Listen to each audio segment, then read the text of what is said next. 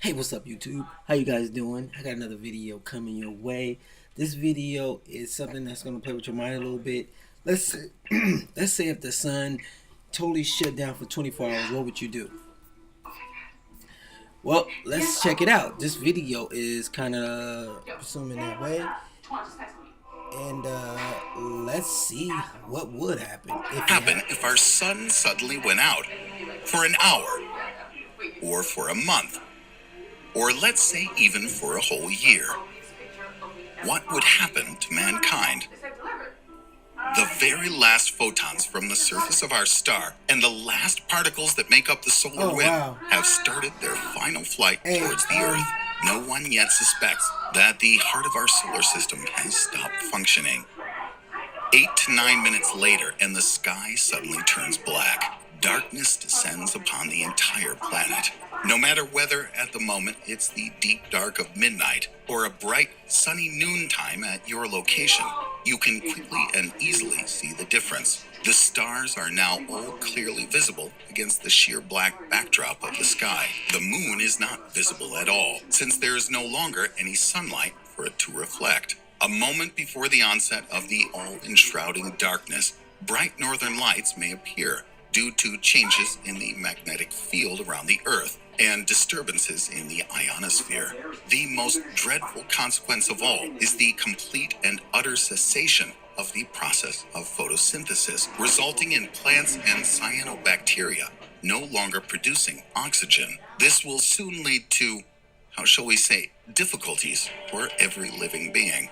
After an hour, true panic reigns over the heretofore daytime side of the Earth. Power and communication outages propagate across the entire planet. Temperatures everywhere drop by several degrees, and the Earth's surface begins to slowly cool. But from the inside, the planet is still heated by its molten core.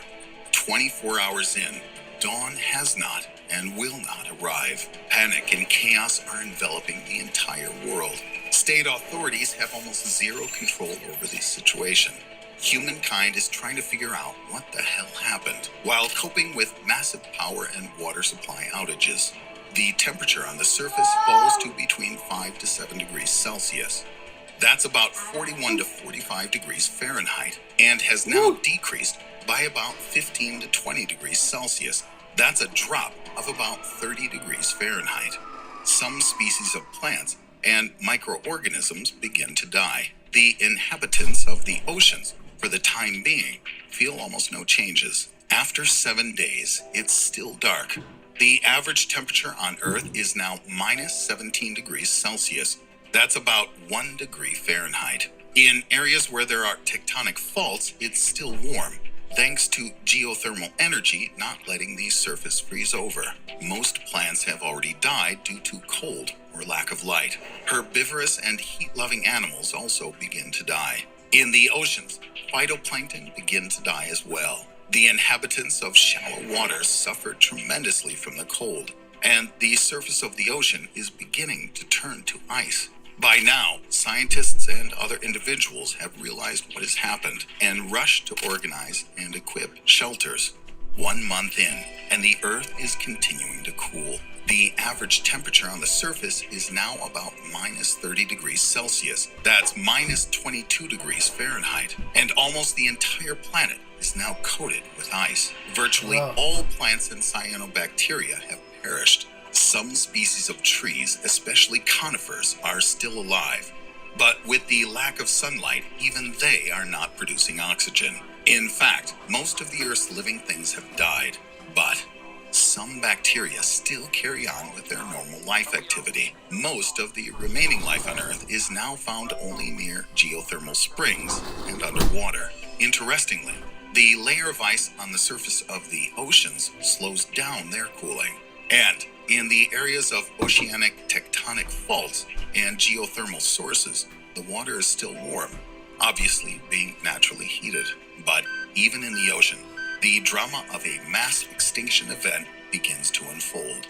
1 year in, and the surface of the Earth and the oceans are covered with a thick layer of ice. According to Professor David Stevenson at Caltech, the temperature on the surface of the Earth should drop to about minus 40 degrees Celsius, and that's the same in Fahrenheit. Life endures now only deep in the Earth's oceans, and perhaps some groups of humans might be able to survive on the surface of the planet in places like Iceland and other areas with large amounts of geothermal activity. Professor Stevenson believes that the Earth will continue to cool for another several thousand years until the surface temperature reaches approximately minus 160 degrees Celsius. That's about minus 256 degrees Fahrenheit. At that point, life on the planet, in the usual sense of the word, will simply become impossible.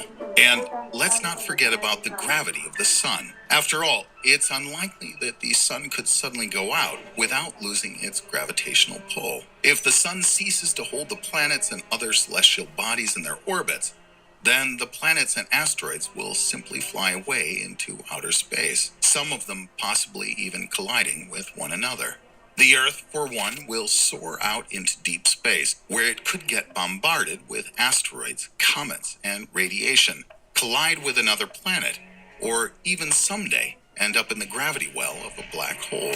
There's also a very small possibility that after wandering through space for a very long time, the Earth would be able to integrate into another stellar system and find a new sun.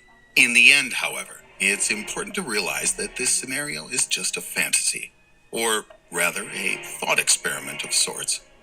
As for the real future of our star, in a couple of billion years, the sun will swell and turn into a red giant. Our star will swallow Mercury and Venus, and Earth and Mars will become heated up to several thousand degrees. In 5 billion years, the sun will explode and throw off its outer envelope, leaving at the center of the solar system a gradually cooling stellar core, a white dwarf, around which will orbit whatever remains of the solar system after the explosion. Concerning humankind, its fate remains unknown.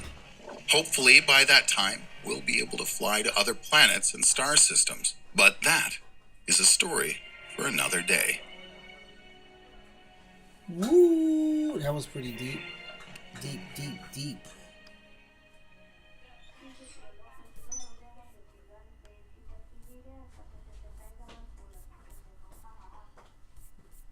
How do you get back in there?